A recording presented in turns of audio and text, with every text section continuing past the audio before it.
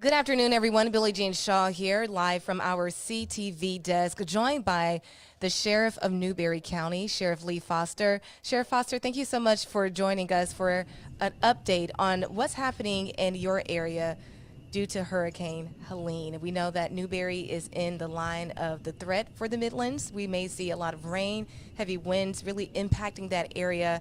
What are some things the Sheriff's Office is doing to be proactive to make sure the residents are staying safe there? Well, it's my pleasure. Thank you for having us on. Uh, this is just another storm threat that we've had, so we're preparing.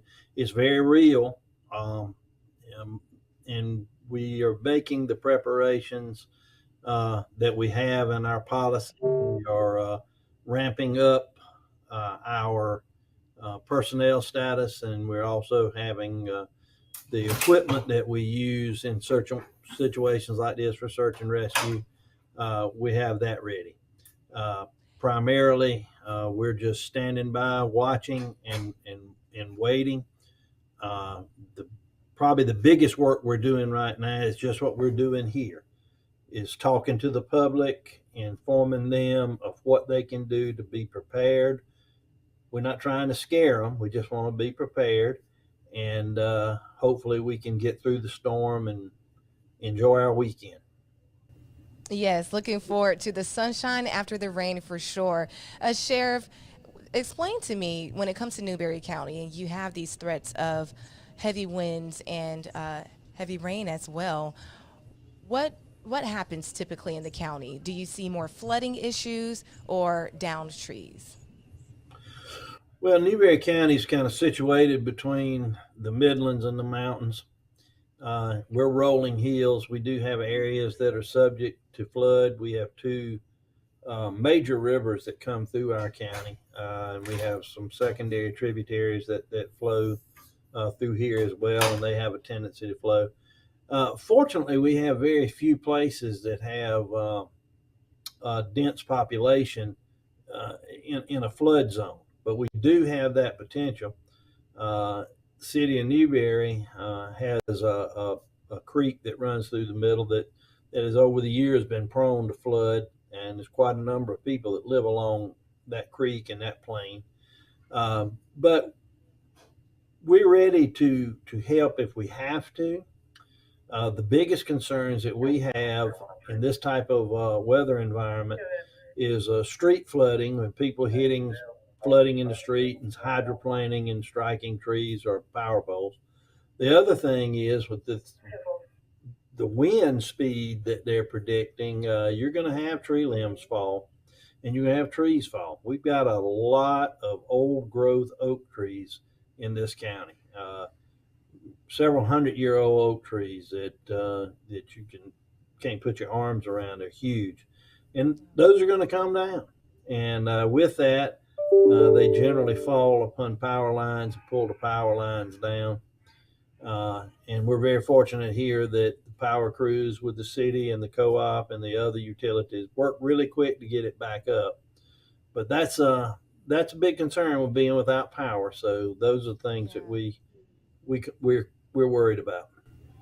And Sheriff, with that being said, I think it's always an important reminder for our viewers when we are in the middle of these storms when to call 911 and when to call other agencies as far as the power companies and emergency companies that can remove debris. When should people contact your department?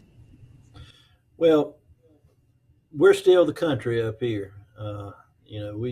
We still will try to help people if they call our dispatch center with power outages and debris removal. We will try to help them, but in actuality, 911 is for emergencies only. You need an ambulance, you need police, you need fire.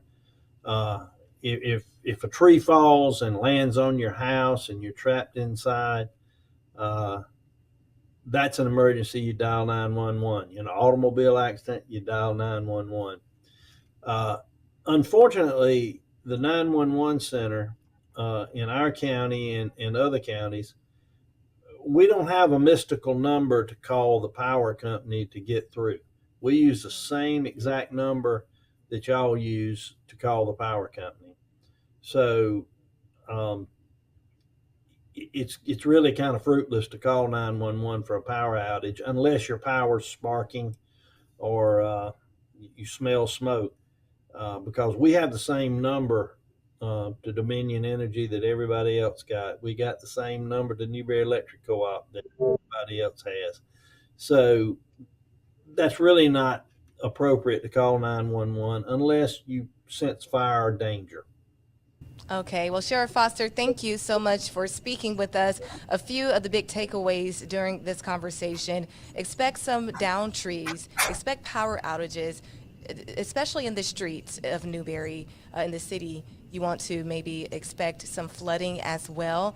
The more rural areas and certain roads rather throughout the community, you can expect some flooding as well. But the biggest thing is to stay off of the roadways, call 911 when you have an emergency, and stay tapped in with all of the correspondence from the Newberry County Sheriff's Office and the county just in general in case of an emergency. You guys will be updating on social media and through your Red Alert text app as well, correct? We use social media readily. We also have Code Red, which is the state warning app, but it's also our local warning app. If you're a Newberry County resident, you can download that for free on our website. And I would encourage people in Newberry County to download that because we get information out as quickly as we can. It also sends out weather updates automatically if it's severe. But monitor your social media feeds, monitor your news and weather stations because y'all were just on a few minutes ago doing a live broadcast about a tornado warning in Orangeburg. Y'all are on top of it, so you can get that information there as long as the power doesn't go out. Then you have to revert back to your telephone, so you must use Code Red or our Facebook page or any of the other means of social media. The other concern that I have that worries me, it's kind of a blessing, but it also can be a bane, is the fact that the storm's coming in late this evening and early in the morning. Uh, uh, it's good because a lot of people won't be out moving, trying to get to work or going to stores or things. That's helpful, but the bad part is if you got tornadoes in the darkness, it's not a good thing. We have to Yeah, rely on that Doppler radar thing y'all got, and we can't see it. So yeah. uh, that does cause me some worry. We're going to be up all night here, and we'll be doing everything we can to protect you. All right, Sheriff Foster, thank you so much for joining us. And as a reminder to all of our viewers, we'll keep you up to date on our First Alert Weather app, also our WIS News app, and of course on air and online at WISTV.com.